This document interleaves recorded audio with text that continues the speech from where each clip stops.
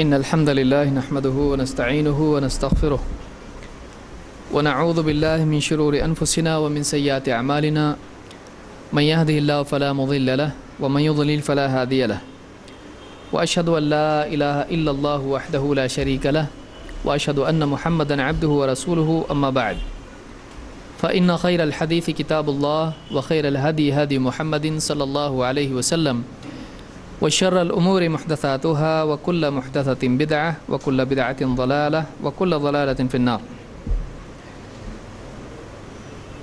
قال الله تبارك وتعالى ولا تبغي الفساد في الأرض إن الله لا يحب المفسدين. پچھلے درس میں اس عنوان کے تحت اسلام اور امن اس عنوان کے تحت ہمارا نیا کورس شروع ہوا ہے اور پچھلے ہفتے آپ کے لیے نوٹس نہیں تھے. الحمدللہ اس ہفتے اردو اور ہندی دونوں میں آپ لوگوں کے لیے نوٹس موجود ہیں، تو جنہوں نے بھی نام اپنا لکھایا ہے وہ نوٹس حاصل کر سکتے ہیں. پچھلے ہفتے میں 2 آیتیں اور ان کی تفسیر ہم نے دیکھی تھی، اور ان 2 آیتوں میں اللہ رب العالمین نے فساد سے منع کیا ہے اور اس بات کی خبر دی ہے کہ اللہ رب العالمین فساد کو پسند نہیں کرتا ہے. اس سلسلے میں کافی باتیں ہم نے دیکھی. اگر آپ لوگوں کو یاد ہے تو کوئی بتا سکتا ہے فساد کیا ہے؟ آپ لوگ یہ سوچ کے نہیں آئے تھے؟ بگاڑ. تو بگاڑ سے مراد کیا ہے؟ گاڑی کا بگاڑ؟ ہاں، بگاڑ کیا؟ صحت کا بگاڑ؟ تعلقات میں بگاڑ. کس کے؟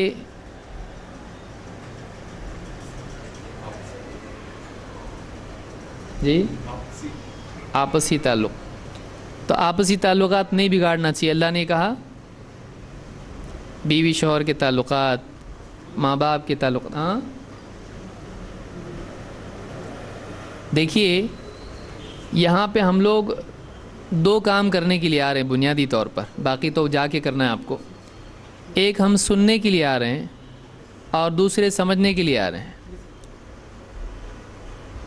اگر سمجھنے کا حصہ ادا نہیں ہوا تو سننے میں فائدہ ہے، ثواب ملے گا لیکن فائدہ نہیں ہوگا. اس لیے کہ ہم اس لیے آ رہے ہیں کہ ہم لوگوں کو واقعی نکات یاد رہیں اور ہم اس کو دوسروں کو سمجھا پائیں. ایک تو جمعہ کا خطبہ ہوتا ہے جس میں آدھا وقت نیند میں جاتا ہے. یہاں پر ہم اس لیے جمع ہوئے ہیں کہ آج عالمی سطح پر اسلام کے بارے میں جو غلط فہمیاں پھیلائی جا رہی ہیں ان کا ہم جواب دلائل کے ساتھ دے سکیں. تو ہمارے لیے یہ بھی ضروری ہے کہ جو دلیل ہم پیش کر رہے ہیں اس کو، چونکہ ہم پیش کر رہے ہیں اس لیے ہم سمجھتے ہوں اور اس کو ہم سمجھا سکیں. تو ایک سمجھنا ہے اور دوسرے سمجھانا ہے. سمجھانے کی بھی صلاحیت پیدا ہونا ضروری ہے. بہت سارے لوگوں کو بات سمجھ میں آتی ہے لیکن بول نہیں پاتے ہیں. تو جب ہم بول نہیں پائیں گے تو پھر سمجھا کیسے پائیں گے؟ تو ضروری نہیں کہ ایک آدمی سمجھاؤ تو سمجھا بھی سکتا ہو، اس کے لیے یہ بھی ضروری ہے کہ اس سمجھانے کی صلاحیت اپنے اندر پیدا کرے. تو فساد سے مراد کیا ہے؟ پھر سے ہم شروع کرتے ہیں. بگاڑ. کس چیز کا بگاڑ؟ معاشرے کا بگاڑ. کیا یہاں سے ہم نے شروعات کی تھی بگاڑ کے سلسلے میں؟ عرب میں بگاڑ کچھ تھا، تھوڑا اب یاد آ رہا ہوگا آپ لوگوں کو. کیا کیا بگاڑ تھا وہاں پر؟ صرف معاشرے میں بگاڑ تھا، لوگ لڑتے تھے آپس میں. دیکھیے یہ نقطہ سمجھنا بہت ضروری ہے، اس لیے کہ بہت سارے لوگ آج عقیدے اور منہج کے سلسلے میں بات کو غیر ضروری قرار دیتے ہوئے صرف سیاسی معاملات اور سیاسی بگاڑ کو دور کرنے کی بات کرتے ہیں. اگر یہ نقطہ آپ کو نہیں سمجھا آپ باقی باتیں سمجھا نہیں پائیں گے. آپ سمجھ میں آیا؟ بگاڑ ہر قسم کا، یہاں پر کچھ خاص بگاڑ بتایا گیا ہے تعلقات کا بگاڑ، بیوی شوہر کے تعلقات کا، یا ماں باپ سے تعلقات، یا پڑوسی رشتہ دار، یہاں پر کوئی قسم بتائی نہیں گئی کہ فلاں بگاڑ. ہر قسم کا بگاڑ، فساد منع ہے. اس میں سب سے پہلا بگاڑ کون سا ہے؟ عقیدے کا بگاڑ ہے. اس لیے ایک آدمی اگر لوگوں کا عقیدہ بگاڑتا ہے تو کیا یہ آیت اس کے لیے ہو سکتی ہے؟ وَلَا تَبْغِ الْفَسَادَ فِي الْأَرْضِ إِنَّ اللَّهَ لَا يُحِبُّ الْمُفْسِدِينَ. کیا آیت اس کے اوپر صادق آتی ہے کہ زمین میں فساد پیدا مت کر، بگاڑ پیدا مت کر؟ اللہ تعالیٰ بگاڑ پیدا کرنے والوں کو پسند نہیں کرتا ہے. تو عقیدے کا بگاڑ بھی بگاڑ ہے، اور یہ سب سے بڑا فساد ہے، سب سے بڑی خرابی ہے. اسی طرح سے عبادات میں بدعات ایجاد کرنا یہ بھی بگاڑ ہے. اس سے دونوں چیزوں سے آپ دیکھیے، عقیدے کے بگاڑ سے پورا دین بگڑ جاتا ہے، آخرت بگڑ جاتی ہے. اسی طرح سے بدعات کی وجہ سے وہ عبادت جس میں بدعت آتی ہے وہ عبادت بگڑ جاتی ہے. پھر باقی بگاڑ اس کے بعد ہے. پھر اللہ سے تعلق، بندوں سے تعلق بعد میں آتا ہے. پہلا اللہ سے تعلق صحیح ہونا ضروری ہے. پہلے دل کا بگاڑ پیدا ہوتا ہے، یہ بھی یاد آیا ہوگا آپ کو. پہلے دل کا بگاڑ پیدا ہوتا ہے، اس کے بعد اعمال کا بگاڑ پیدا ہوتا ہے. تو پہلے اندر بگاڑ آتا ہے، پھر باہر بگاڑ آتا ہے. اسی لیے حدیث میں اللہ کے نبی صلی اللہ علیہ وسلم نے فرمایا کہ آدمی کے بدن میں گوشت کا ٹکڑا ہے، اگر وہ صحیح ہو تو سب صحیح، اور اگر وہ بگڑ جائے تو سارا بدن بگڑ جاتا ہے. یعنی اگر دل صحیح ہو تو اعمال صحیح ہوتے ہیں. اگر دل میں، عقیدے میں، سوچ میں، نیت میں بگاڑ آ جائے تو آدمی کے اعمال میں بھی بگاڑ آتا ہے. تو اللہ رب العالمین نے اس آیت میں فساد کے سلسلے میں 2 آیتیں بیان کی یہاں پر، جو ہم نے پچھلے ہفتے میں دیکھی تھیں. نمبر 1، وَلَا تَبْغِ الْفَسَادَ فِي الْأَرْضِ إِنَّ اللَّهَ لَا يُحِبُّ الْمُفْسِدِينَ. زمین میں فساد کی چاہت مت کر. تبغی، ابتغاء کے معنی ہوتا ہے تلاش کرنا، چاہنا، اس کی طلب کرنا. اللہ تعالیٰ فساد پیدا کرنے والوں کو پسند نہیں کرتا ہے. تو اس آیت میں 2 باتیں معلوم ہوئی. ایک، اللہ نے فساد سے منع کیا ہے. 2، اللہ تعالیٰ فساد کو پسند نہیں کرتا. یعنی جو لوگ بگاڑ پیدا کرتے ہیں کسی بھی اعتبار سے، ان لوگوں کو اللہ تعالیٰ پسند نہیں کرتا ہے. دوسری آیت ہم نے دیکھی، تلک الدار الآخرۃ نجعلها للذین لا یریدون علوا فی الارض ولا فسادا. یہ آخرت کا گھر ہے، یہ ہم نے ان لوگوں کے لیے مختص کر رکھا ہے، خاص کر رکھا ہے جو زمین میں 2 چیزوں کی چاہت نہیں کرتے ہیں، 2 چیزوں کا ارادہ نہیں کرتے. وہ کیا ہیں؟ ایک، علوا فی الارض ولا فسادا. زمین میں علو اور فساد کی چاہت نہیں کرتے ہیں. علو کے معنی اونچائی. تو اونچائی نہیں چاہیے، اونچائی بری بات ہے یا اچھی بات ہے؟ آپ بچے کو کتنے مارکس لینے کے لیے کہیں گے؟ 3. اور آپ امتحان میں کیا کریں گے؟ اونچائی نہیں چاہیے. اگر ہم کو نہیں سمجھا تو ہم سمجھائیں گے کیا؟ علو کیا ہے؟ لغوی اعتبار سے علو کے معنی ہے اونچائی، لیکن یہاں کیا ہے؟ دوسروں کے مقابلے میں اپنے کو اعلیٰ سمجھ کر ان کو گھٹیا سمجھنا، اور ان کو دبا کر ان کے اوپر بڑا بننے کی کوشش کرنا. یہاں یہ مراد ہے علو سے. یہاں تکبر اور گھمنڈ اور دوسروں کی تحقیر اور دوسروں پر ظلم و زیادتی، یہاں یہ مراد ہے. علوا فی الارض، کہ بڑا بننے کی کوشش کرنا اور دوسروں کو چھوٹا بتانا، چاہے وہ قلب کی سطح پر ہو یا پھر وہ عمل کی سطح پر ہو. عمل کی سطح پر وہ کیا بن جاتا ہے؟ ظلم و زیادتی ہو جاتا ہے، کہ دوسروں کو دبانے کی کوشش کرنا، جس کو آپ انگلش میں آپریشن کہتے ہیں. دوسروں کے اوپر ظلم کرنا، دوسروں کو دبانا. اور زمین میں فساد پیدا کرنا، بگاڑ، چاہے وہ کھیتی کا بگاڑ ہو، چاہے وہ زمین میں پانیوں میں بگاڑ ہو، یا پھر معاشرے میں، زندگیوں میں بڑے چھوٹے مرد عورتیں، بے پردگی، سارا بگاڑ اس میں آتا ہے. تو یہاں پر فرمایا کہ جو لوگ زمین میں علو اور فساد کا ارادہ نہیں کرتے ہیں، اللہ تعالیٰ نے آخرت کا گھر ان لوگوں کے لیے بنا رکھا ہے. یعنی آخرت میں جنت ان کو نصیب ہوگی۔ تو یہ دو باتیں ہم نے پچھلے درس میں دیکھی تھیں، آج دوبارہ اس کو اعادہ کرنے کی ضرورت نہیں ہے۔ ایک لفظ پچھلے درس میں آیا تھا اسلام۔ اسلام کے معنی کیا ہیں؟ پیس، ہاں، سلامتی والا دین، چمن، امن۔ اچھا، امن ہے اسلام کا معنی؟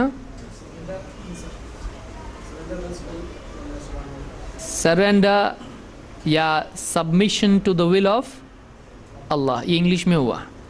اردو میں کیا ہوا؟ اپنے آپ کو اللہ کے حوالے کر دینا، اللہ کے تابع اللہ کے تابع کرنا۔ کیا مطلب ہے اس کا؟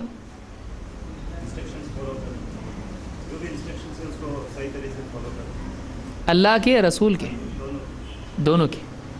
شرک کس کو بولتے ہیں؟ شرک کس کو بولتے ہیں؟ ہاں، اللہ کے علاوہ ایسا ہوگا گھبرانے کی ضرورت نہیں، کوئی بھی بعض لوگ بولتے ہیں اچھا ہے پیچھے بیٹھا میں۔ جب تک کہ دیکھیے ہم صحیح اور غلط میں فرق یا واضح اور غیر واضح ہماری سمجھ میں نہیں آئے گا کہ واقعی کیا جملہ ہے، کیا بولنا چاہیے، تب تک کہ ہم واقعی صحیح جواب نہیں دے پائیں گے۔ بعض اوقات صحیح جواب معلوم ہوتا ہے لیکن ایک سوال سامنے آ گیا تو صحیح جواب بھی کیا ہو جاتا ہے؟ ڈاواں ڈول ہو جاتا ہے کہ واقعی صحیح ہے کہ نہیں ہے۔ تو شک باقی نہیں رہنا چاہیے حق کے سلسلے میں، اطمینان ہونا چاہیے واقعی یہی ہے۔ تو اللہ کی ماننا چاہیے، رسول کی؟ اللہ کی ماننا چاہیے نا؟ ہاں ہاں ہاں بھی نہیں بھی، ٹھہرو ذرا، جواب تک رکتے ہیں ہم لوگ۔ ہاں، اللہ کی ماننا چاہیے، اس میں اللہ نے رسول کی ماننے کو کہا ہے۔ اللہ کی ماننا چاہیے، اس میں اللہ نے رسول کی ماننے کو کہا ہے۔ تو اینڈ میں پروڈکٹ کیا ہوا؟ دونوں کی ماننا۔ دونوں کی ماننا چاہیے۔ تو کیا یہ شرک نہیں ہے؟ نہیں، اللہ کی بھی ماننا اور رسول کی بھی ماننا شرک نہیں ہے؟ کیا ہے؟ کون بول رہا ہے تیسرا آپشن؟ بہت سارے سوال کے اس پرچوں میں ہوتا ہے یہ یا وہ یا پھر دونوں میں سے کچھ بھی نہیں۔ کیا ہے؟ شرک ہے کہ نہیں ہے؟ نہیں ہے۔ کیوں نہیں ہے؟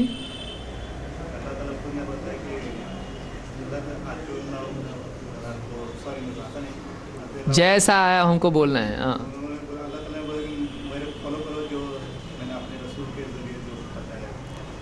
دیکھیے اللہ نے قرآن کریم میں، ہم رسول کی کیوں مانتے ہیں؟ کیونکہ فی نفسی ہی رسول کی ماننا چاہیے، اس لیے رسول کا معنی کیا ہے؟ اللہ کا ماننا۔ ہاں، رسول کا مطلب کیا ہے؟ ماننا نہیں، معنی۔ رسول کی میننگ کیا ہے؟ رسول کا ترجمہ، رسول ورڈ کیا ہے؟ جس پہ رسالت ہوتا ہے۔ اچھا، یعنی یہ آسان کو اور مشکل بنایا۔ اب رسالت کا مطلب کیا ہے؟ بعض اوقات تشریح میں خود تاکید ہوتی ہے۔ ہاں جی، پیغامبر یعنی پیغام پہنچانے والا۔ تو اس کا اپنا ہوتا ہے پیغام، لیجیے یہ میرا پیغام ہے، میں خود دیتا ہوں میرا پیغام؟ نہیں، کوئی اور پیغام دے کے بھیجتا ہے۔ تو اصل بات کسی اور کی ہوتی ہے، وہ لے کر آتا ہے، اس کو کیا کہتے ہیں؟ رسول۔ تو رسول خود اپنی نہیں بول رہا ہے، وہ کس کی بول رہا ہے؟ تو اسلام کے معنی ہے استسلام۔ یہ لفظ یاد رکھیں گے آپ لوگ۔ اسلام کے معنی کیا ہے؟ استسلام، یعنی اپنے آپ کو اللہ کے حکم، اس کی مرضیات کے تابع کر دینا۔ اپنی مرضی کو کس کی مرضی کے تابع کرنا؟ اللہ تعالیٰ کے حکموں کے تابع اپنے آپ کو کر دینا۔ اس کا نام کیا ہے؟ اسلام ہے۔ لیکن اسلام میں جو باتیں بتائی گئی ہیں اللہ نے ہم کو ڈائریکٹلی بتائی؟ ڈائریکٹلی بتائی نا، رسول کے ذریعے سے بتائی۔ تو اللہ تعالیٰ نے کچھ باتیں قرآن میں بتائیں اور اس قرآن کو سمجھانے کے لیے کس کو ذمہ دار بنایا؟ رسول صلی اللہ علیہ وسلم کو۔ تو قرآن کو سمجھانے کی جو باتیں آپ نے کی ہیں وہ حدیث میں ہیں، وہ رسول کی اپنی بات ہے نہیں۔ جملہ رسول کا ہے لیکن بات کس کی ہے؟ اللہ کی ہے۔ تو اللہ اور اس کے رسول دونوں کی بات ماننا یہ شرک ہے؟ نہیں ہے۔ کیوں؟ اس لیے کہ رسول صلی اللہ علیہ وسلم کس کی بات پہنچاتے ہیں؟ اللہ نے قرآن میں فرمایا من یطع الرسول فقد اطاع اللہ، کہ جو رسول کی مانے اس نے اللہ ہی کی مانی. کیوں؟ اس لیے کہ رسول کس کی سنا رہا ہے؟ اللہ کی.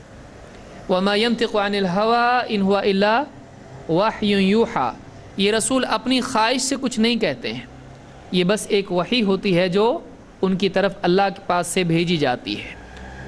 تو اسلام کے معنی کیا ہے؟ استسلام کے. پیس نہیں ہے اسلام کا مطلب. بہت سارے لوگ کہتے ہیں پیس ہے،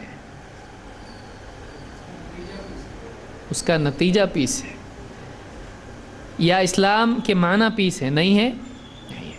اسلام کا تقاضا اور اس کا نتیجہ پیس ہے. پیس کا مطلب امن، لیکن فی نفس ہی اسلام کے معنی میں وہ نہیں آتا ہے. اسلام کے معنی کیا ہے؟ فرما برداری. فرما برداری آپ آسان لفظ اس کے لیے استعمال کریں تو کیا ہے وہ؟ فرما برداری. ظاہری یا باطنی؟ ہاں، دونوں، ظاہر میں بھی اور باطن میں بھی اللہ کی فرما برداری ہونا چاہیے. اسی لیے آپ دیکھیے آیت اس بارے میں ہے فَلَا وَرَبِّكَ لَا يُؤْمِنُونَ حَتَّى يُحَكِّمُوكَ فِي مَا شَجَرَ بَيْنَهُمْ ثُمَّ لَا يَجِدُوا فِي أَنفُسِهِمْ حَرَجًا مِمَّا قَضَيْتَ وَيُسَلِّمُوا تَسْلِيمًا. نہیں اے نبی، آپ کے رب کی قسم، وہ لوگ ایمان والے نہیں ہو سکتے ہیں جب تک کہ وہ آپ کو اپنے آپسی اختلافات میں حکم، جج نہ بنائیں، اور پھر آپ جو فیصلہ دیں اس سے اپنے جی میں کوئی حرج بھی نہ پائیں اور پوری طرح سے بات کو تسلیم کر لیں. تو اگر اللہ اور اس کے رسول کے فیصلے سے اپنے جی میں آدمی حرج محسوس کرتا ہے، ایکسیپٹ نہیں کرتا ہے اندر سے، چاہے باہر سے کر رہا ہو، تو کیا ہے؟ مسلم ہے. اس لیے ظاہراً و باطناً، اندر سے بھی اور باہر سے بھی فرما برداری ہونا چاہیے. اسی لیے منافقین کون تھے؟ ظاہر میں فرما بردار تھے، وہ نمازیں پڑھتے تھے اور بہت کچھ کرتے تھے، جنگوں میں بھی بعض اوقات جاتے تھے، لیکن اندر سے اسلام نہیں تھا. تو اسلام کا مطلب ہے فرما برداری. فرما برداری اور امن کا کیا تعلق ہے پھر؟ یعنی فرما برداری سے امن آئے گا؟ کون بولا آپ کو؟ اللہ کے انسٹرکشن کو فالو کریں گے تو نیچرلی وہ دوسرے چیزوں کو،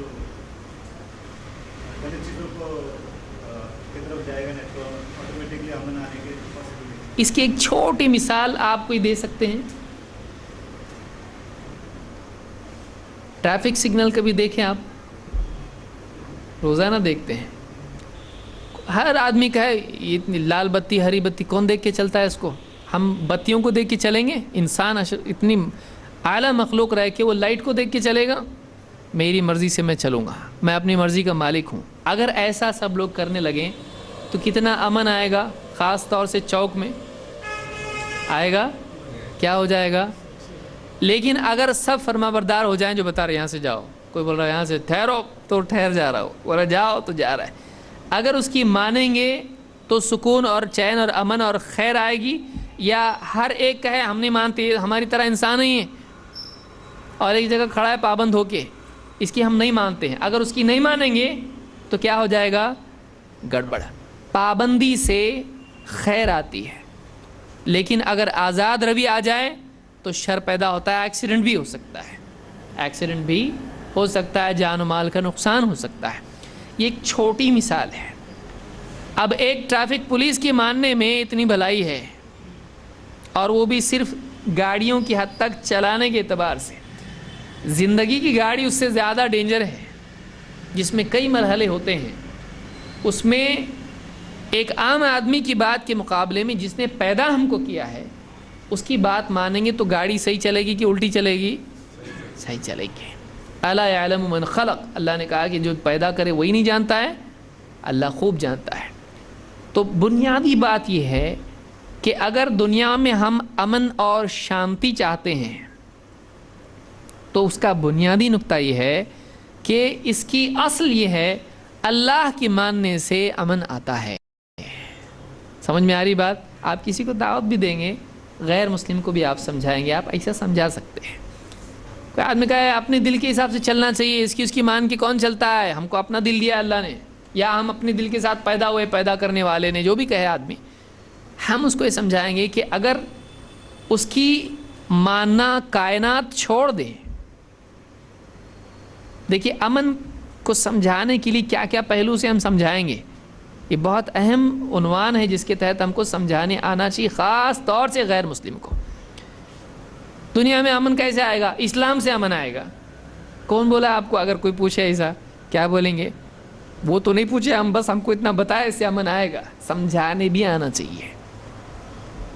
آپ یہ کہہ دیں کہ آسمان اور زمین کا جو نظام چل رہا ہے یہ کسی کے بنانے اور چلانے سے چل رہا ہے. اگر سورج ماننا چھوڑ دے، برابر پابند ہے وہ، چاند پابند ہے، سمندر پابند ہے، ہوائیں پابند ہیں، ستارے اور سیارے، آربٹس، پلانٹس اور سارا نظام چل رہا ہے. پانی اس کے قاعدے ہیں اور ہوا اس کے قاعدے ہیں، اور اسی طرح سے گریوٹی کے قاعدے ہیں، اور نہ جانے کتنے قاعدے ہیں. دل کے قاعدے ہیں، پھیپھڑوں کے قاعدے ہیں. پھیپھڑا برابر کام کر رہا ہے، دل برابر، گردے، تلی، بھیجا، سب کچھ کام کر رہا ہے برابر. اگر یہ قاعدے جو چل رہے ہیں، یہ قاعدے سب آزاد ہو جائے جسم ہمارا، آپ بتائیں سب گڑبڑ ہوگی کہ نہیں ہوگی؟ دنیا میں پریڈکٹیبلٹی اگر نہیں ہو، یعنی آج گریوٹی کا قاعدہ ہے کہ کوئی بھی چیز یہاں رکھو تو وہاں رہتی ہے، ایسا پھینکو تو نیچے جاتی ہے، اور وزن ہو تو نیچے چیز بیٹھتی ہے، ہلکی ہو تو اوپر جاتی ہے. یہ قاعدے ہیں سارے. اور کل کو اچانک قاعدہ بدل گیا تو آج سوئے تھے پلنگ پہ، صبح اٹھ کے دیکھ رہے تو سب کہاں ہیں؟ چھت کے اوپر چپکے ہوئے ہیں. ایسا ہوتا ہے نہیں.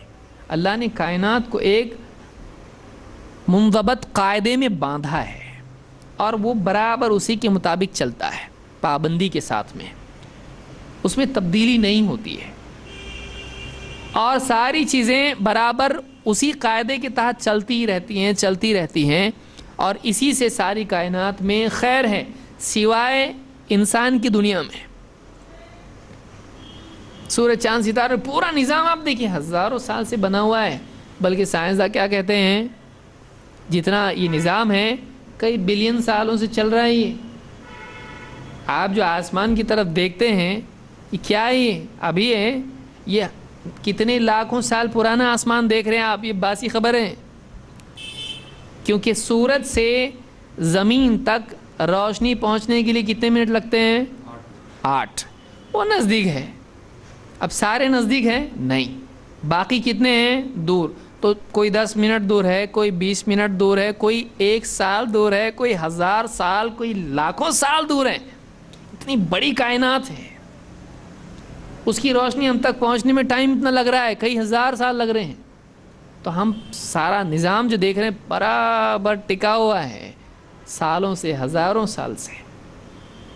یہ کس کے قائم رکھنے سے ہے؟ اللہ کے قائم رکھنے سے. سب ٹھیک ٹھاک چل رہا ہے.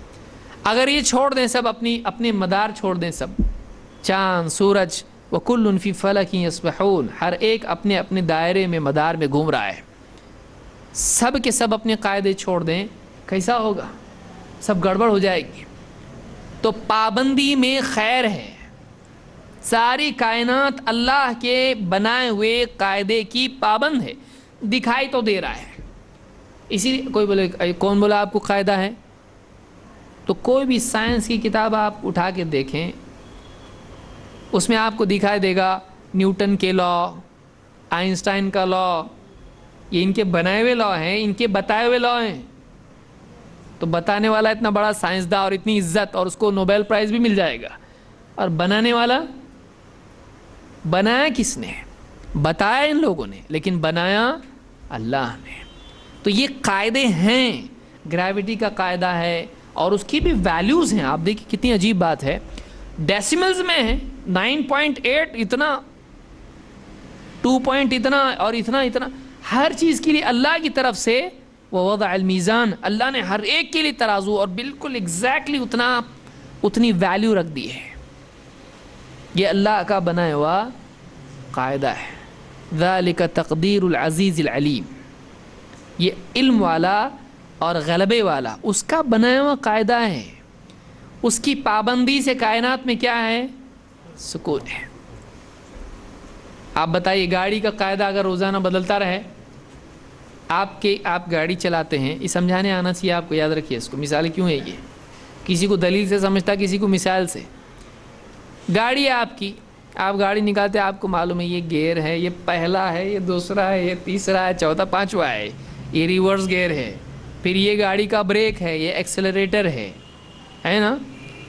اب گاڑی ایسی ہو کہ کبھی بھی کچھ بھی بدل جاتا ہے اس میں، پہلا آخری ہو جاتا، اور کبھی بریک کیا ہو جاتا ہے، ایکسلریٹر ہو جاتا ہے، کبھی ایکسلریٹر کیا ہو جاتا ہے، بریک، وہ بھی ابھی دن کے حساب سے بھی نہیں، کسی بھی منٹ بدل سکتا ہے۔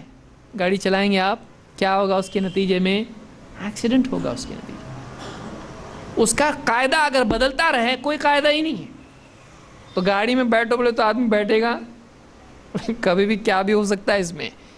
اچانک آپ بریک دبائیں اور وہ بریک آپ کا ایکسیلریٹر ہو تو رکنے کی بجائے گاڑی کیا ہوگی، ٹکرا جائے گی۔ قاعدہ کیوں ہے؟ کائنات میں قاعدے کا اور پابندی کا ہونا خیر ہے، شر نہیں ہے، لیکن انسان خواہشات کی روشنی میں جب دیکھتا ہے تو اس کو برا دکھائی دیتا، اس کو آزادی اچھی دکھائی دیتی ہے، کب؟ جب اس کا دل چاہ رہا ہے۔ لیکن اگر وہ مجموعی طور پہ کائنات کو دیکھے تو لگے گا کہ نہیں، پابندی اچھا ہے، آزادی بری ہے۔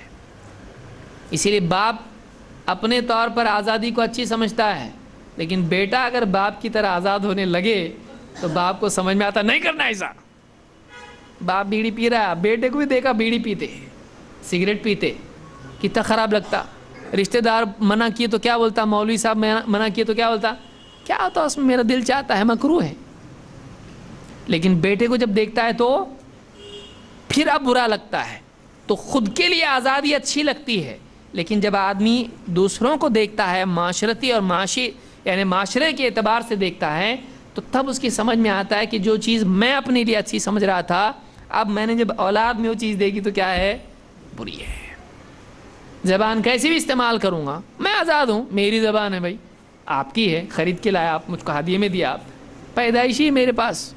لیکن وہی زبان جب اولاد غلط استعمال کرتی ہے، یا اس کے بالمقابل کوئی اس کو گالی دیتا ہے، یہ خود دوسرے پہ ظلم کرتا ہے، لگتا ہے میری مرضی خود بھی کروں گا، میرے پاس طاقت ہے، میری جوانی ہے، لیکن کسی کی بہن کو چھیڑ رہا ہے، بہت ہینڈسم ہے، انگلش بھی آتی اس کو،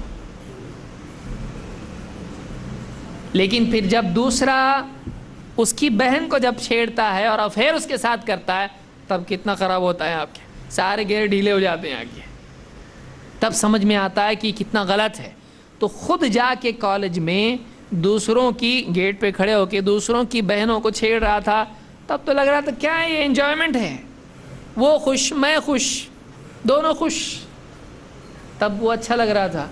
لیکن اب جب اس کی بہن کو کوئی چھیڑ رہا ہے اور بہن اس کو بول رہی ہے میری مرضی، میں کچھ بھی کروں گی، میں آزاد ہوں، میں اپنی زندگی کی مالک ہوں، تب کتنا برا لگتا ہے۔ تو آزادی محدود دائرے میں اچھی لگتی ہے، لیکن جب وہ الٹیمیٹ ہو جاتی ہے تب آدمی کے لیے سردرد بن جاتی ہے۔ تو جب سماج میں آزادی ختم ہو کے لمیٹڈ آزادی آ جائے اور پابندی آ جائے، لیکن اللہ کی پابندی ہے، اللہ کی طرف سے دی ہوئی پابندی، وہ پابندی جب آتی ہے تب جا کے سماج میں خیر آتی ہے، انسان کی پابندی نہیں۔ انسان کی پابندی کیا ہو جاتی ہے، غلامی، انسان کی نہیں، اللہ کی پابندی، وہ مالک ہے ہمارا، انسان جھوٹا ہے، وہ مالک ہے ہمارا، انسان ہمارا مالک نہیں ہے، انسان خود بندہ ہے۔ اسی لیے اسلام بندے کی بندگی نہیں سکھاتا ہے، اسلام کس کی بندگی سکھاتا ہے، رب کی، مالک کی، خالق کی۔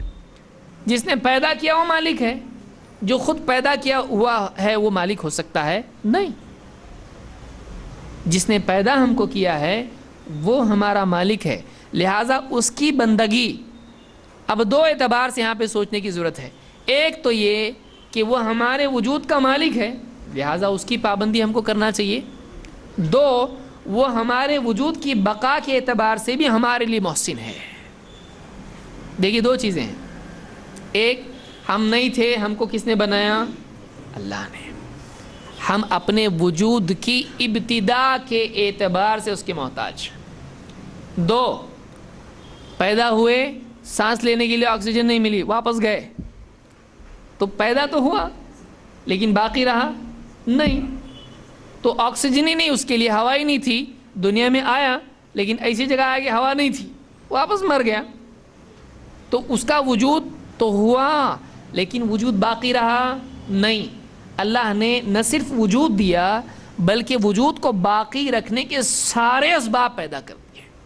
کتنا عجیب ہے, پیدا ہوتے ہی آکسیجن چاہیے, اور ہے دنیا میں آکسیجن. کہاں ہے آکسیجن زون میں, وہاں جا کے پیدا ہونا چاہیے, وہاں آکسیجن رہتی ہے. باقی علاقوں میں دیکھو سنبھال کے رہو, ذرا نزدیک نزدیک رہو, یہاں آکسیجن ہے وہاں نہیں ہے. ایسا ہے, کتنی عجیب بات ہے, سوچے کبھی اس کو ہم نے. کہیں بھی جاؤ آکسیجن ہے, اسپیس میں نہیں ہے. یہاں کہیں بھی جاؤ دنیا میں, ہم دنیا میں ہیں نا, ہمارے لیے جہاں جاؤ آکسیجن ہے. سگریٹ پینے والوں کے لیے سگریٹ زون الگ ہے, لیکن آکسیجن والوں کے لیے ہر جگہ آکسیجن ہے. پانی کتنا ہے, زمین پر 70% پانی ہے, اور جہاں نہیں ہے وہاں بادل بھی آتا, اس کے لیے وہاں سے بادل ٹرانسپورٹیشن بھی ہے پانی کا, نیچرل ٹرانسپورٹیشن سسٹم. کیسا ہے, اللہ کی طرف سے ہے, اور کوئی پرابلم نہیں کسی کے لیے. اللہ نے انسان کے وجود کی ابتدا اور اس کی بقا دونوں کا انتظام کیا ہے. پھر مالک کون ہو سکتا ہے, وہی ہو سکتا ہے بھائی, کہ وہ ہمارا خالق بھی ہے اور ہمارا رازق بھی ہے. خالق بھی ہے اور رازق بھی ہے ہمارا. اسی لیے اللہ تعالیٰ نے تخلیق کے بعد رزق کا ذکر کیا ہے. قرآن میں کہاں ہے, وَمَا خَلَقْتُ الْجِنَّ وَالْإِنسَ إِلَّا لِيَعْبُدُونَ مَا أُرِيدُ مِنْهُمْ مِنْ رِزْقٍ وَمَا أُرِيدُ أَنْ يُطْعِمُونَ إِنَّ اللَّهَ هُوَ الرَّزَّاقُ. اللہ نے یہاں پہ کہا ہے ذو القوۃ المتین. تخلیق کے بعد اللہ تعالیٰ نے ارزاق یا ترزیق جو بھی آپ اس کو کہیں, اللہ نے اس کا ذکر کیا ہے کہ وہ خالق بھی ہے اور رازق بھی ہے. اگر مخلوق کو پیدا کرنے کے بعد اس کا رزق نہ دیا جائے, ختم ہو جائے گی مخلوق, مر جائے گی, اس کی بقا نہیں رہے گی. تو اللہ نے دونوں کا انتظام کیا. لہٰذا اپنے وجود میں انسان جہاں حاجات کے اعتبار سے اس کا محتاج ہے, وہیں عبادات کے اعتبار سے بھی اس کا محتاج ہے.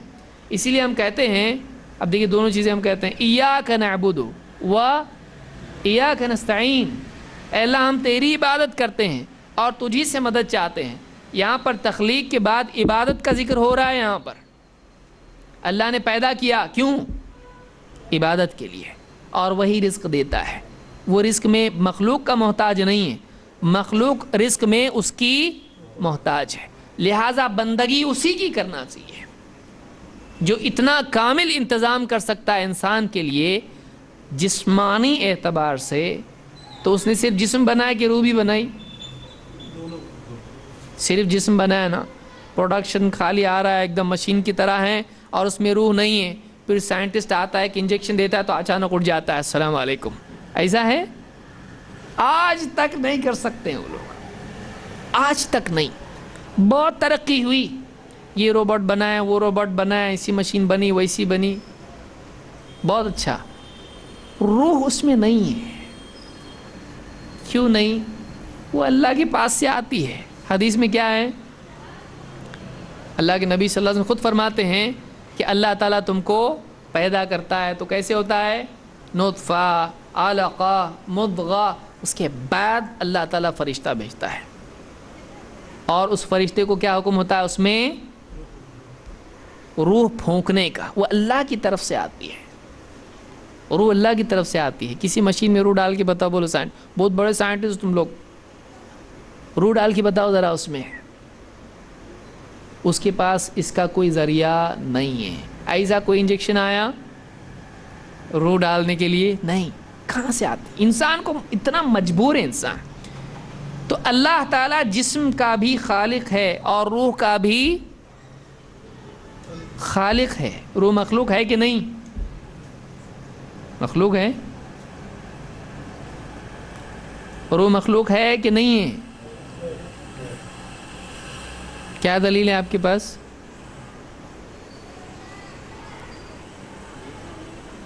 دلیل نہیں لیکن دل بولتا ہے ہمارا.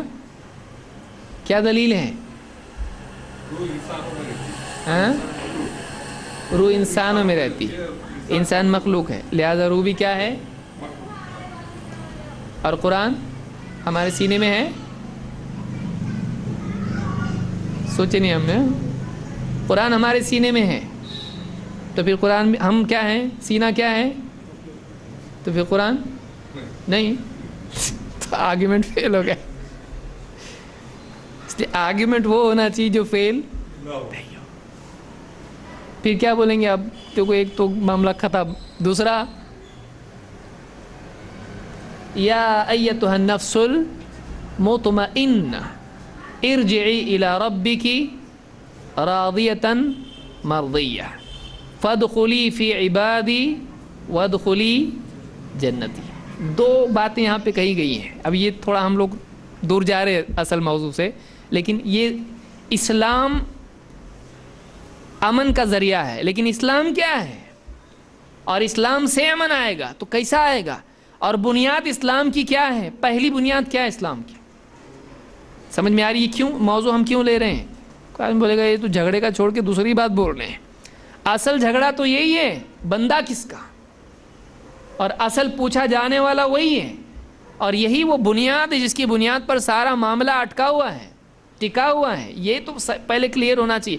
اسلام سے امن آئے گا کیسے؟ پھر اسلام تو پہلے ہی بتاتا ہے کہ بتوں کی عبادت نہیں. اس سے تو جھگڑا شروع ہونے والا ہے، اور پوری ہسٹری بتا رہی کہ اسلام آتے ہی جھگڑے شروع ہو جاتے ہیں.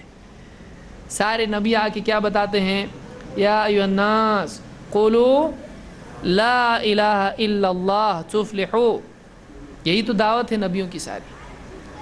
جتنے بھی نبی آئے، رسول آئے، وَلَقَدْ بَعَثْنَا فِي كُلِّ أُمَّةٍ رَسُولًا أَنِ اعْبُدُوا اللَّهَ وَاجْتَنِبُوا الطَّاغُوتَ. جتنے رسول ہم نے بھیجے، ہر امت میں رسول بھیجا، کس پیغام کے ساتھ؟ أَنِ اعْبُدُوا اللَّهَ، اللہ کی عبادت کرو، وَاجْتَنِبُوا الطَّاغُوتَ، اور طاغوت سے بچو. اللہ کے سوا جس کی عبادت کی جاتی ہے وہ کیا ہے؟ طاغوت ہے. جب یہ کہیں گے جھگڑا شروع ہونے والا کہ نہیں، پھر امن آئے گا. پھر اسلام سے تو امن نہیں آ رہا ہے. تو آپ کو یہ سمجھنا ہے کہ واقعی امن ظاہری و باطنی اعتبار سے کیسے آتا ہے. اصل امن یہ ہے، اس لیے کہ اللہ کی طرف سے امن کا وعدہ کس کے لیے ہے؟ توحید والوں کے لیے ہے. توحید کی بنیاد پر امن ملتا ہے. اب دو چیزیں رہ گئی اپنی. پہلی تو روح کی. روح کے بارے میں اللہ نے کیا فرمایا؟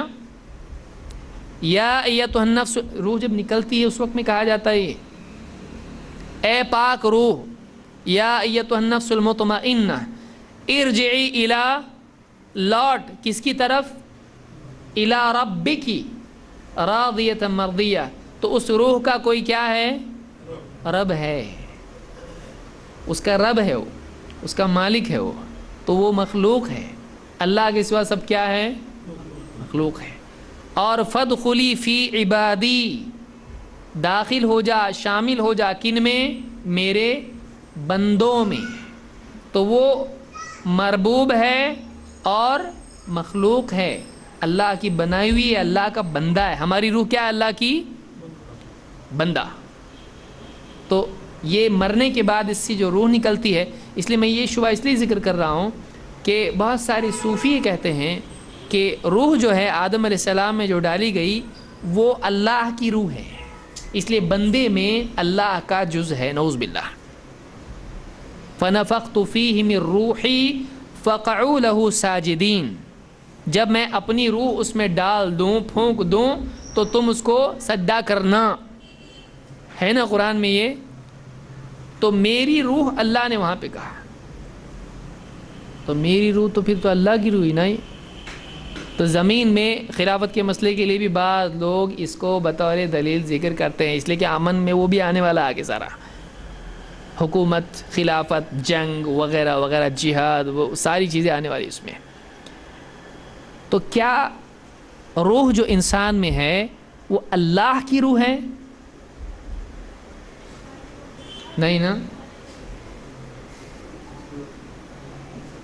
میری تو मेरी کچھ لوگ بول رہے ہیں کہ اتنا مشکل ٹاپک تھا، پہلے معلوم ہوتا، اچھا بیوی نے بریانی بنائی تھی چھوڑ کے آیا. لیکن یاد رکھیے یہ عنوان اگر ہمارا کلیئر ہو گیا، بہت سارے فتنے ہم لوگ ان کی تردید کر سکتے. دیکھیے بہت وقت ایسا ہے کہ ہم لوگوں کو صرف سننا چھوڑنا پڑے گا. ابھی صرف ہم کو سمجھ کے اس کو بیان کرنے بھی آنا چاہیے، یہ بھی ضروری ہے. تو یہاں پر بعض لوگوں نے جو خلافت کا مسئلہ ہو یا خلافت جو پیری مریدی ہوتی ہے یا تصوف کا میدان ہے، اس میں یہاں پر یہ بھی بات بیان کی ہے کہ بندے میں اللہ کا کیا ہوتا ہے؟ اللہ کی روح ہے وہ، اسی لیے زمین میں اللہ کا خلیفہ ہے وہ. تو اللہ چونکہ رب ہے، اس کی چلنا چاہیے زمین پر، وہاں اس کی چل رہی ہے، اس کی پوری زمین پہ یہ اللہ کا نائب ہے ایسا نہیں ہے. لیکن پھر اس کا کیا کریں گے؟ تو روح کیا ہے؟ بندہ ہے، مخلوق ہے. لیکن پھر فنفخت فیہ من روحی اللہ نے کہا، اس کا کیا مطلب ہے؟ ٹھیک ہے، پھر کانٹیکسٹ کیا ہے اس کا؟ میری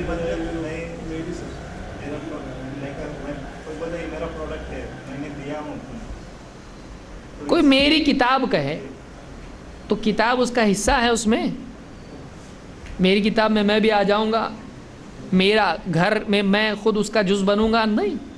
تو اللہ کی مخلوق کی اس طرح سے بھی اضافت ہے. تو میری روح کا مطلب میری روح نہیں، بلکہ میری بنائی ہوئی جیسے بیت اللہ کہتے ہیں اللہ کا گھر، ناقۃ اللہ کہتے ہیں، تو اضافت کیا ہے؟ رسول اللہ، اللہ کا رسول. تو یہ روح کس کی طرف اشارہ ہے؟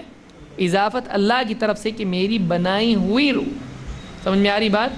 تو فنفخت فیہ من روح، یہاں پر میری روح جو کہا گیا ہے، میری روح نہیں جیسے انسان کی میری روح، جیسے ہم کہتے ہیں میرے اندر جو روح ہے وہ ویسا نہیں. یہاں پر میری روح یعنی میری طرف سے بنائی ہوئی روح. کیونکہ اللہ تعالیٰ نے آدم علیہ السلام کو اور عیسیٰ علیہ السلام کو جو پیدا کیا ہے، اللہ نے کیا فرمایا؟ ان مثل عیسیٰ عند اللہ کمثل آدم خلقہ من تراب ثم قال له کن فیکون.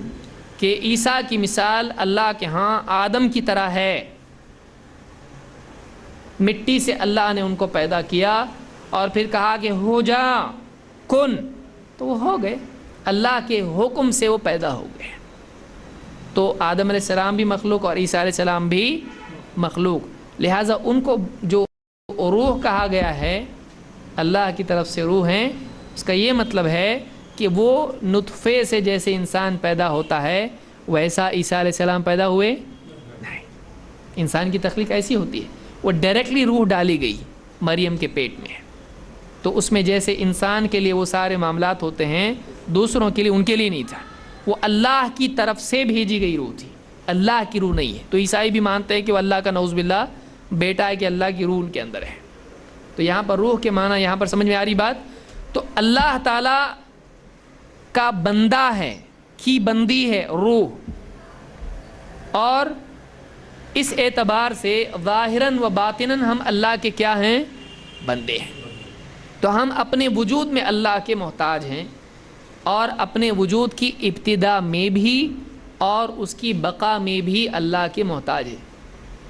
بنایا بھی اللہ نے ہم کو، اور چلایا بھی اللہ نے ہم کو، بچایا بھی اللہ نے ہم کو. تو اب روح کا تذکرہ کیوں آ رہا ہے؟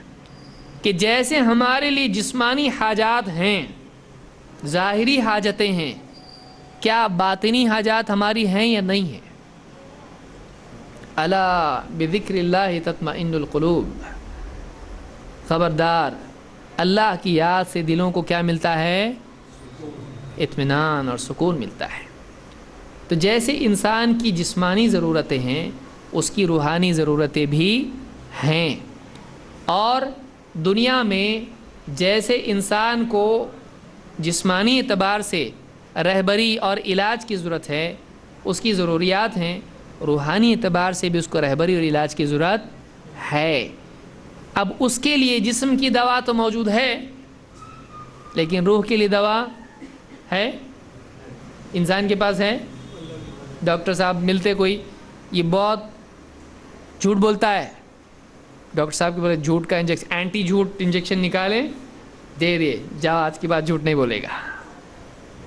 اس کی نگاہ بھٹکتی ہے، یہ گالی دیتا ہے تو منہ پہ ایک انجیکشن. جیسے دانت اگر دکھتا ہے کسی کا دانت خراب ہے بھائی، تو دانت والا ڈینٹسٹ ڈاکٹر ہے، لیکن کوئی زبان والا ڈاکٹر ہے کہ اس کی زبان بہت غلط چلتی ہے، گالیاں دیتا ہے، جھوٹ بولتا ہے اور نہ جانے غیبت کرتا ہے، تو غیبت والا ایک دوا لیا، اس میں پیلی دوا دے دیا اس کو، غیبت کا انجیکشن ہے. ایسا نہیں ہے.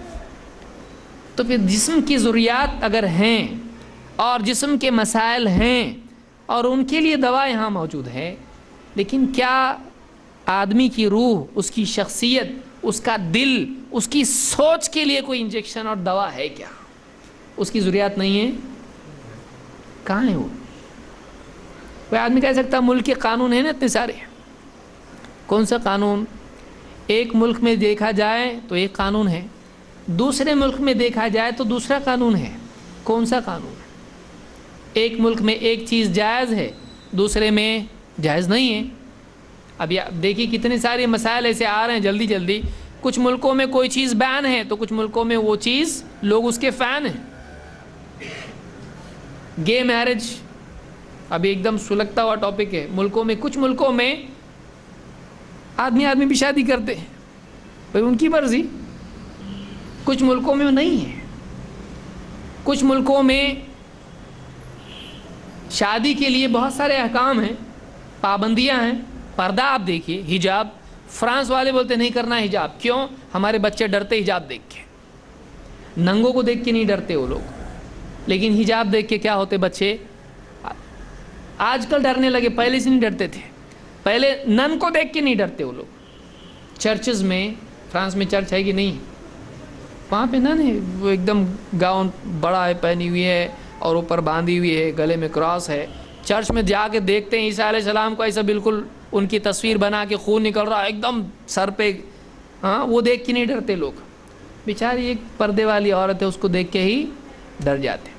ڈاکٹر کو دیکھ کے نہیں ڈرتے، بالکل وہ باندھتا ہے اس طرح سے. پھر اس کسی ملک میں پلیگ اگر آ گیا ہے یا کچھ بیماریاں پھیل رہی ہیں، وہ اگر دھوپ سے بچنے کے لیے یا پھر پولوشن سے بچنے کے لیے باندھتے، اس کو دیکھ کے نہیں ڈرتے ہیں. لیکن اسلام کے نام پہ اگر کوئی عورت حجاب کرتی ہے تو اس کو دیکھ کے لوگ ڈرتے ہیں. اسکول میں بھی ڈرتے ہیں، راستے پہ بھی لوگ ڈرتے ہیں، پارکس میں ڈرتے ہیں، معلوم نہیں کہاں کا ڈرتے ہیں.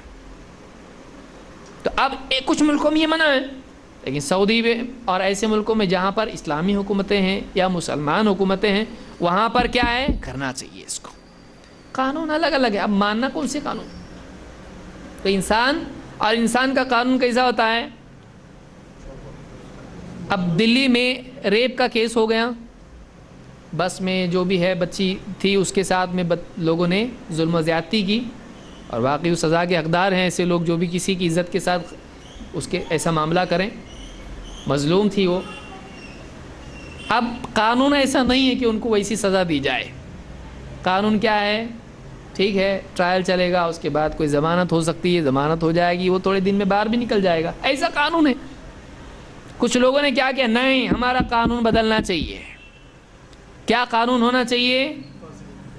ان کو اب ہر ایک کے پاس ٹویٹر ہے اور ہر ایک کے پاس فیس بک ہے، رائے بھی ہر ایک کے پاس ہے. جس کے پاس موبائل ہے اس کے پاس رائے ہے. چاہے مسئلہ سمجھا ہو یا نہیں سمجھا ہو، رائے دینے کا حق تو سب کو ہے. تو ہر آدمی اپنی رائے دے رہا ہے. کیا رائے دے رہا ہے؟ کچھ لوگوں نے کہا ان کو چوراہے پہ لا کے ان کو جلا دو، کسی نے کہا ان کو پھانسی دے دو، ان کو کہا کوڑے برساؤ، ان کو کہا ٹکڑے کرو، ان کو مارو شوٹ کرو، جو بھی ہے. ہر ایک کا غصہ قانون دانی کی صورت میں اس کی زبان سے نکلنا شروع ہو گیا. اب کیا کریں گے؟ کتنے قانون ہیں جو بدلتے رہتے ہیں. عوام کا مزاج جیسے بدلتا ہے ویسے قانون بھی بدلتا ہے. کیا یہ قانون؟ نہیں. قانون کس کا؟ جس نے پیدا کیا، جس کو واقعی پرابلم معلوم ہے کہ وہ قانون بنا کے پچھتاتا نہیں ہے. ارے یہ اس میں ڈالنا چاہیے تھا، پہلے ہی رکھتے تھے قانون میں تو کتنا اچھا ہوتا، اب جا کے معلوم پڑا کہ ایسا نہیں ہونا چاہیے. تو قانون دے گا کون؟ زمین پہ نفاذ کس کی بات کا ہو؟ اللہ رب العالمین. اللہ رب العالمین نے جو دین دیا ہے وہ کون سا ہے؟ اسلام. تو انسان کی بھلائی کس میں ہے؟ اسلام میں. اور زمین پر امن آئے گا کیسے آئے گا؟ اسلام سے آئے گا. تو امن کے لیے بنیادی چیز اسلام ہے. اللہ تعالیٰ کی پوری کائنات میں امن ہے کہ نہیں ہے؟ سب ٹھیک ٹھاک چل رہا، لیکن انسان کی زندگی آپ اس کے بالمقابل دیکھیں، یہاں سب گڑبڑ چل رہی ہے. ظلم، زیادتی، زناکاری اور قتل و غارت گری، رشوت، جھوٹ، دھوکہ، مار پیٹ، ساری چیزیں انسانی زندگی میں دکھائی دیتی ہے. وجہ کیا ہے؟ بقیہ کائنات آزاد نہیں ہے، انسان آزاد ہے. سورج آزاد ہے، آج چھٹی کرتا ذرا طبیعت ٹھیک نہیں ہے نہیں، وہ برابر اپنا کام پہ لگا ہوا ہے. ساری مخلوقات شہد کی مکھی چھتا اپنا برابر بنا رہی ہے. وہ بول رہی اس سال تھوڑا میں اسٹرائک پہ جاتی ہوں، یا اس سال میرا دل کر رہا کہ دوسرا کچھ تو بناتی میں. بولتی ہے نہیں، ساری مخلوقات کے لیے جبلت میں اللہ نے ان کی رکھ دیا ہے، وہ ویسے ہی کریں گے. مچھلی بیٹھی ہے بیچ کے اوپر، میں کچھ تو بھی تھوڑا ٹہلنا چاہتی ہوں، مجھ کو جانا ہے ذرا شہر میں. بول رہی مچھلی نہیں، وہ پانی میں رہیں گے، پرندے ہوا میں رہیں گے، سانپ رینگتا رہے گا، یا چلنا بھی شروع کرے گا. چلو میں تھوڑا دو ٹانگ مجھ کو چاہیے چلنے کے لیے. اللہ نے جیسا بنایا ان کو ویسے ہوا. آگ کو جیسے بنایا، پانی کو جیسے بنایا، مخلوقات کو صفات اللہ نے دی ہیں، پابند ہیں وہ. انسان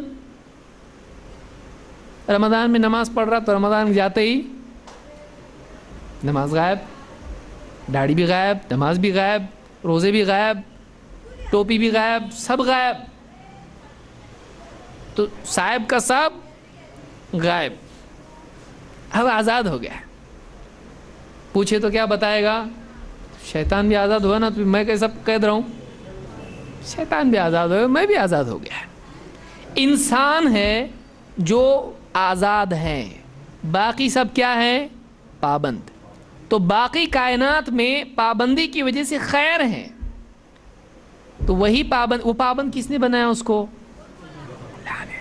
تو اگر اس کی پابندی سے اتنی بڑی کائنات میں خیر آ سکتی ہے، سب نظام ٹھیک ٹھاک چل سکتا ہے، تو پھر انسانی زندگی میں کس کی پابندی سے خیر آئے گی؟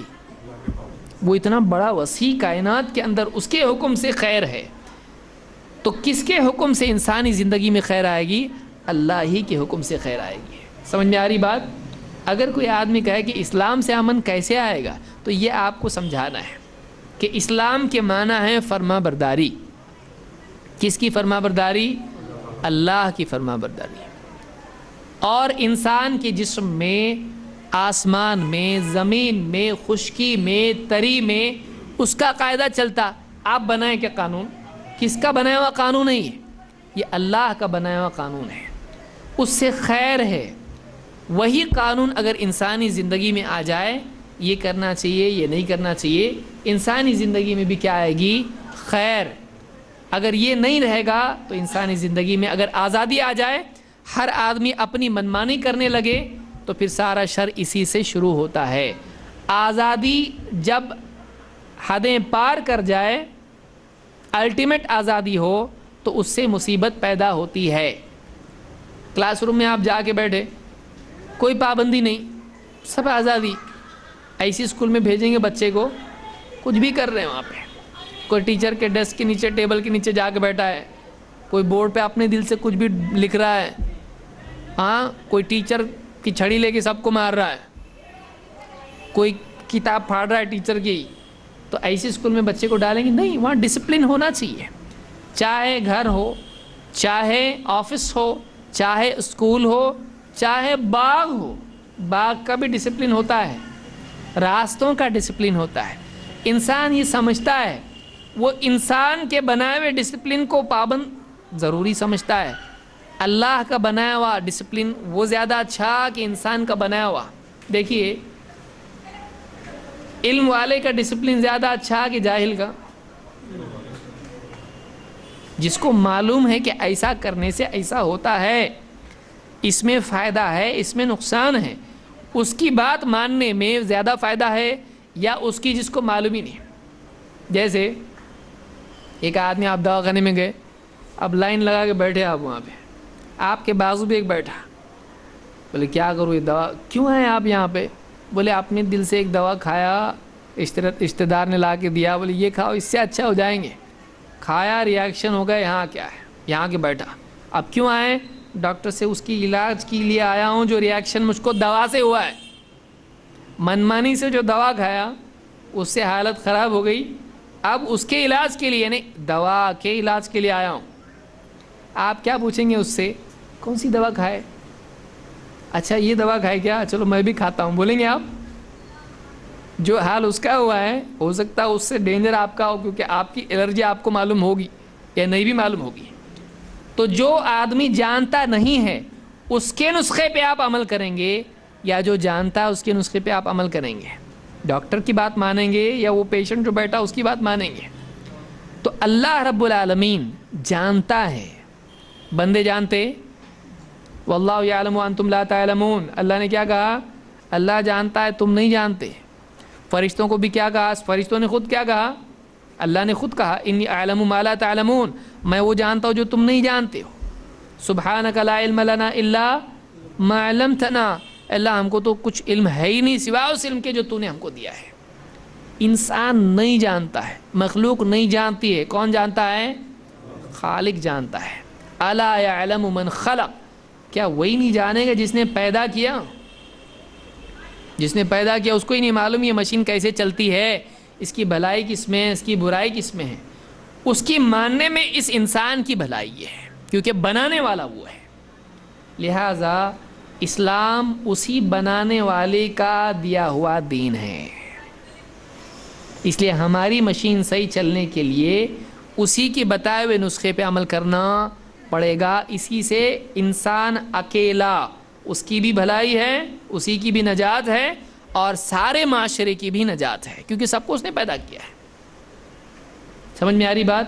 تو یہ بات ہم کو یاد رکھنا ہے کسی کو سمجھانے کے لیے کہ اسلام میں سلامتی ہے, ایمان میں امن ہے.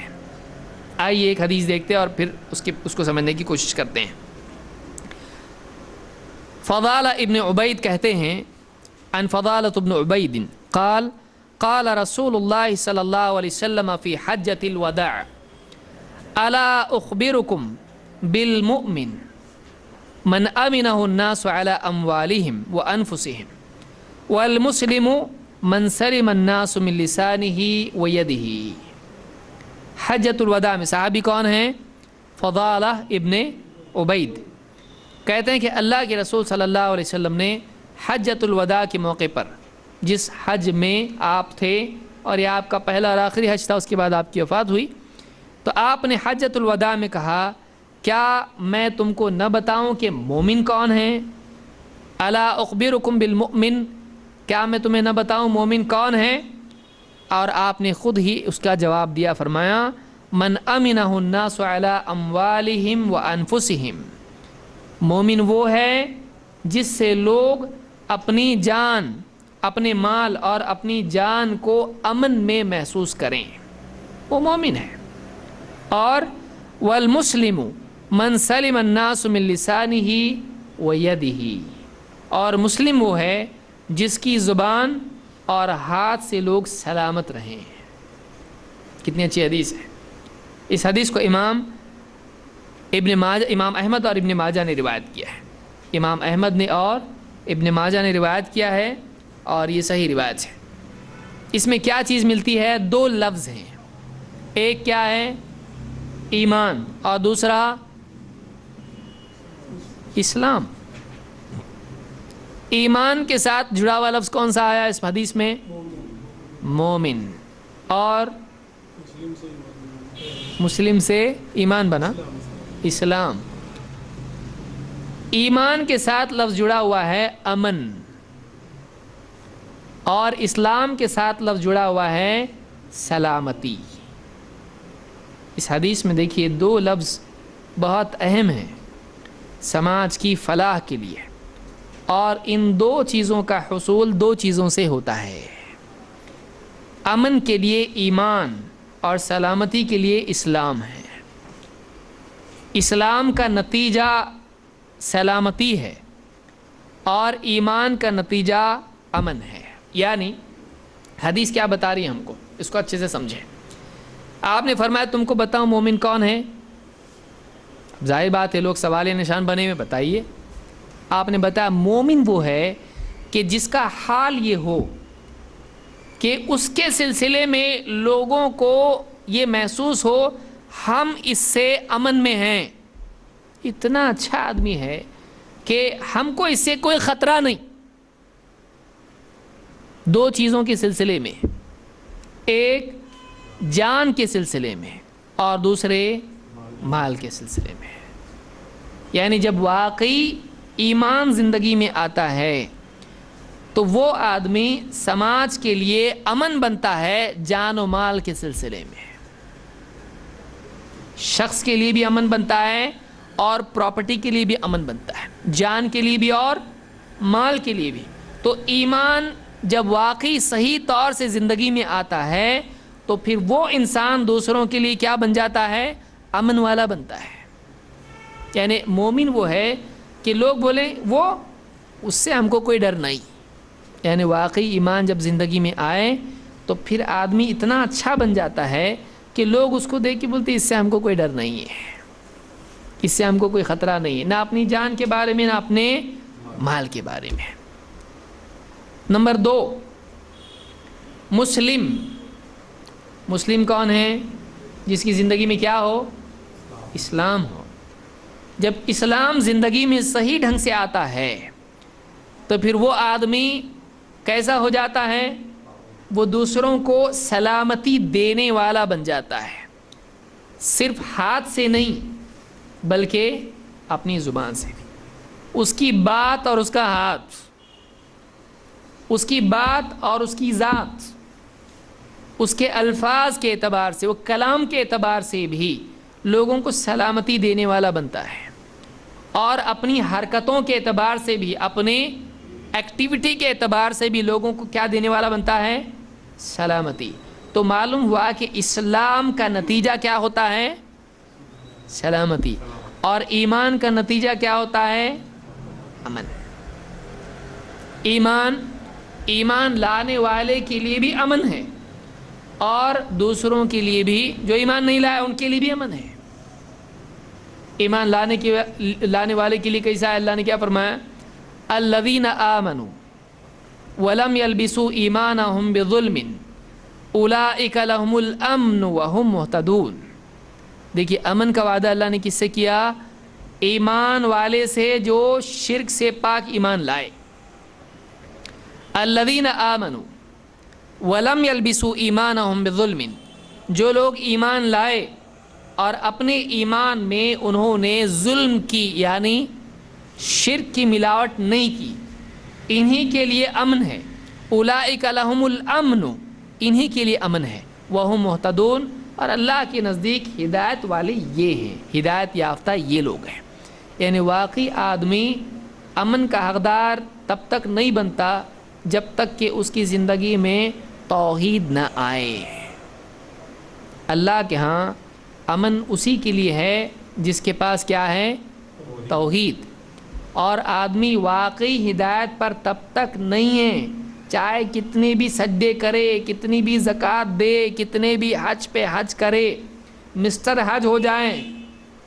کچھ لوگ اتنے حج کرتے ہیں کہ وہ حج سے معروف ہو جائے. مسٹر حج کون ہے؟ حاجی صاحب. پھر ان کے نام میں حاجی آتا ہے.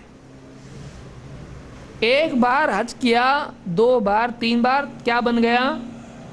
لیکن نماز پڑھ کے کتنے بیچارے غریب لوگ ہیں نماز پڑھتے ہوتے نمازی فلاں، ہاں اس کو نماز کے لیے لگتا ہے نام. حج کر کے آئے، خرچہ ہے نا بھائی، یہاں خرچہ کہاں ہے؟ اتنا بڑا خرچہ ہے وہاں پہ. اتنا خرچ کر کے نام نہیں لگا تو کیسا، پھر کیا فائدہ؟ تو ایک آدمی چاہے کتنی عبادت کر لے، اگر اس کے پاس توحید نہیں ہے تو ایسے آدمی کے لیے نہ اللہ کے ہاں امن کا وعدہ ہے، نہ اللہ کے ہاں وہ ہدایت یافتہ ہے. سمجھ میں آ رہی بات؟ یعنی ہدایت والا بھی نہیں وہ اور امن کا وعدہ بھی نہیں اس کے لیے. امن چاہیے توحید لاؤ، ہدایت یافتہ بننا ہے توحید پہ آؤ. توحید کے بغیر امن بھی نہیں اور ہدایت بھی نہیں. اس لیے بہت سارے لوگ کہتے ہیں کہ کیا توحید آپ کرتے، تھک گئے نا ہم لوگ سنتے کچھ نیا بولو ذرا. تو کیا آپ غزل سننا چاہتے ہیں؟ ابھی یہ شعر شاعری ہے. اللہ کے نبی صلی اللہ علیہ وسلم پہلی مرتبہ بھی آپ توحید کی دعوت دے رہے ہیں اور آخری اوقات ہیں، بستر پر ہیں، اس وقت میں بھی آپ کی زبان سے کیا نکل رہا ہے؟ لعنت اللہ علی الیہود والنصارى، لعنت اللہ علی الیہود والنصارى اتخذوا قبور انبیائہم مساجد. اللہ کی لعنت ہو یہود پر، نصارہ پر، انہوں نے اپنے انبیاء کی قبروں کو سجدہ بنا لیا. بہت سارے لوگ آج کل بولنے لگے ہیں آپ لوگ توحید حاکمیت نہیں بولتے ہو. کیا ہے توحید حاکمیت؟ حکومت اللہ کی ہونا چاہیے، اس کے قیام کے لیے ہم کو کچھ تو پولیٹیکل ایکٹیویٹی کرنی پڑے گی، یہ لوگ کہتے ہیں. تو آپ توحید بولتے ہو، آپ درگاہ کی باتیں کرتے، اس کی باتیں کرتے، آپ ذرا پولیٹیکل شرک بھی تو بتاؤ. اللہ کے نبی صلی اللہ علیہ وسلم آخری وقت میں کون سا شرک بتا رہے ہیں؟ قبر والا ہی بتا رہے نا. اللہ کی لعنت ہو یہود و نصارہ پر. انہوں نے کیا کیا؟ اپنی گورنمنٹ کو اللہ کا شریک بنایا. کیا کیا؟ آخری وقت میں کیا بتا رہے ہیں؟ اپنے انبیاء کی قبروں کو سجدہ گاہ بنا لیا. تو قبر پرستی کا ڈر آخری سانسوں میں اللہ کے نبی صلی اللہ علیہ وسلم کو تھا، یہی فکر تھی. اور آج امت میں یہ چیز سب سے زیادہ ہے کہ نہیں ہے؟ کوئی بھی گاؤں میں دیہات میں آپ جاؤ، وہاں پہ آپ کو مسجد کم ملے گی لیکن درگاہ برابر آپ کو ملے گی. اور مسجد بھی ملے گی تو درگاہ کی وجہ سے ملے گی. پہلے درگاہ تھی، پھر لوگ آنا شروع کیے، بولے نماز بھی پڑھنا چاہیے، تو ٹھیک ہے نماز پڑھنے کے لیے بھی مسجد وہاں پہ بنی. تو بیسک درگاہ ہے، ایکسٹینشن مسجد ہے، پرائمری درگاہ ہے، لیکن اس کے بعد اس کا ایکسٹینشن کس میں ہوا؟ مسجد میں بھی ہوا ہے. تو کئی مسجدیں تو ایسی ہے درگاہ کی بدولت بنی ہوئی ہیں. تو اللہ کی نبی صلی اللہ علیہ وسلم کو آخری وقت میں بھی امت پر جس چیز کا خطرہ تھا، واقعی اس کا وقوع بتا رہا ہے کہ ہمارے نبی صلی اللہ علیہ وسلم کی فکر بے جا نہیں تھی. کیا ڈر رہے آپ خواہ امت میں شرک نہیں آنے والا، قبر پرستی نہیں آنے والی. دکھتا کہیں مدینہ میں شرک؟ قبر پرستی کہیں دکھائی دے رہی مدینہ میں؟ نہیں. لیکن آپ کو معلوم تھا، اللہ کی طرف سے آپ کو بتایا گیا ہے صراط الذین انعمت علیہم غیر المغضوب علیہم ولا الضالین. دعا اللہ جب سکھا رہا ہے مغضوب علیہم اور ضلال، یہود اور نصارہ کے راستے سے بچنے کی دعا جب سورۃ الفاتحہ میں بتائی جا رہی ہے تو یہ امت کرے گی ویسا. تبھی تو اللہ بتا رہا ہے کہ پناہ مانگو اللہ سے. اسی لیے آپ صلی اللہ علیہ وسلم نے کہا لَتَتَّبِعُنَّ سَنَنَ مَنْ كَانَ قَبْلَكُمْ شِبْرًا بِشِبْرٍ وَذِرَاعًا بِالذِّرَاعِ حَتَّى لَوْ سَلَكُوا جُحْرَ ضَبٍّ لَسَلَكْتُمُوهُ. تم ضرور جاؤ گے، پیچھے چلو گے. کس کے؟ تم سے جو پہلے گئے نا ان کے پیچھے تم چلو گے.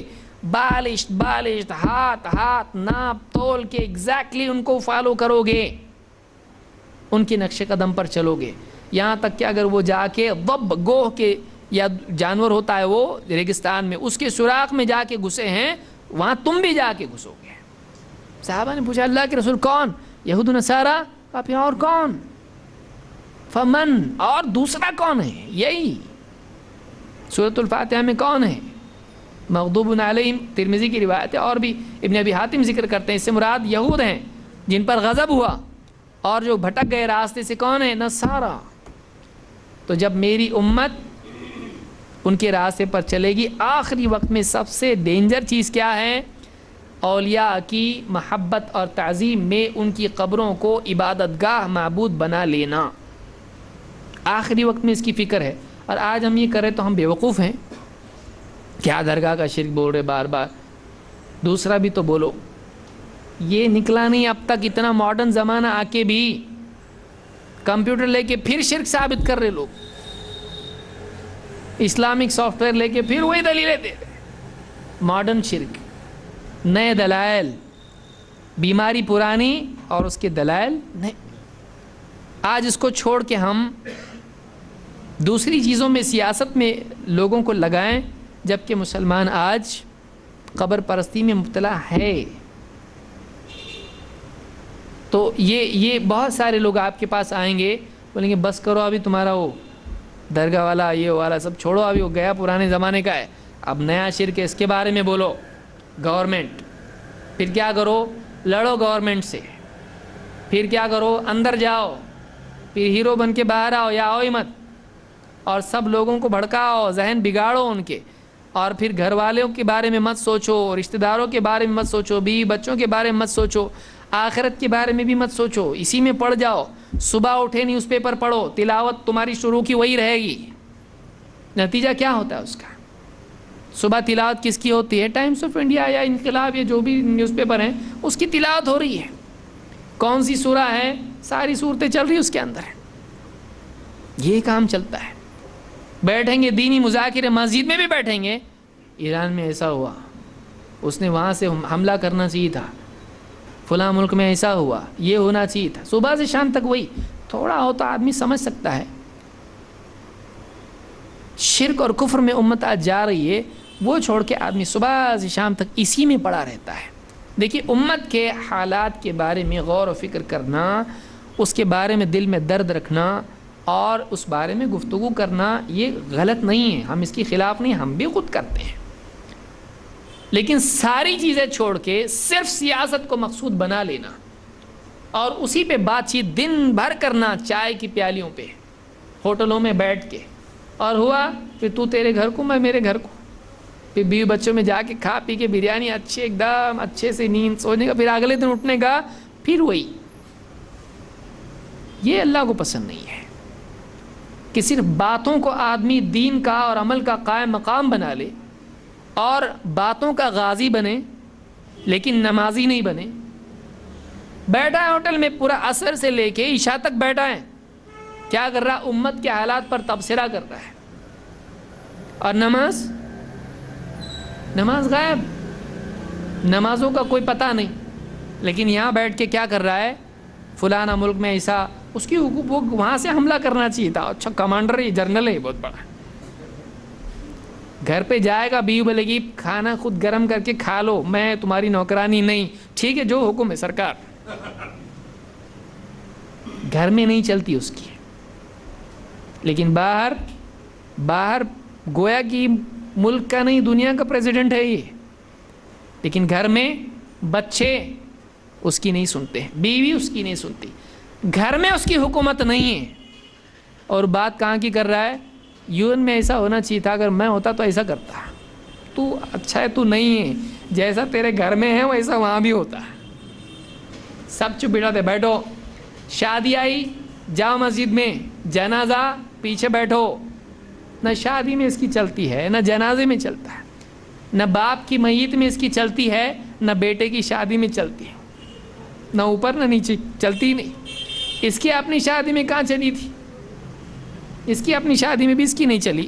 گھوڑے پہ بھی بیٹھا، بینڈ بھی آیا، سب آیا اس کے. اس میں کتنے لوگ ہیں ان کی اپنی زندگیوں میں دین نافذ وہ نہیں کرتے ہیں، اور پوری دنیا میں نافذ کرنے کی باتیں کر کے نوجوانوں کو بھڑکانا اور جھگڑوں پہ لانا یہ مناسب نہیں ہے. کرنے کا کام آدمی عقل مندی سے کرے. سب سے پہلا کام زندگیوں سے شرک اور کفر کو نکالنا ہے. اس کے بغیر آپ باقی چیزیں اگر کہتے ہیں اور اس چیز میں مسلمانوں کو ڈالتے ہیں، آپ امت کے ساتھ میں خیر خواہی نہیں کر رہے ہیں، امت کو مصیبت میں مبتلا کر رہے ہیں. اور بھی بہت ساری تفصیلات اس کی ہیں، انشاءاللہ دوسرے درسوں میں ہم دیکھیں گے. اس حدیث میں ہم نے یہ سمجھا کہ اسلام جب واقعی زندگی میں آتا ہے، آدمی دوسروں کے لیے سلامتی والا بنتا ہے. ایمان واقعی زندگی میں اس کے دل میں آتا ہے اور پوری زندگی میں آتا ہے، اعمال میں آتا ہے، تو پھر آدمی دوسروں کے لیے امن والا بنتا ہے. تو اسلام اور ایمان یہ سلامتی اور امن، ان دونوں چیزوں سے جڑے ہوئے الفاظ ہیں.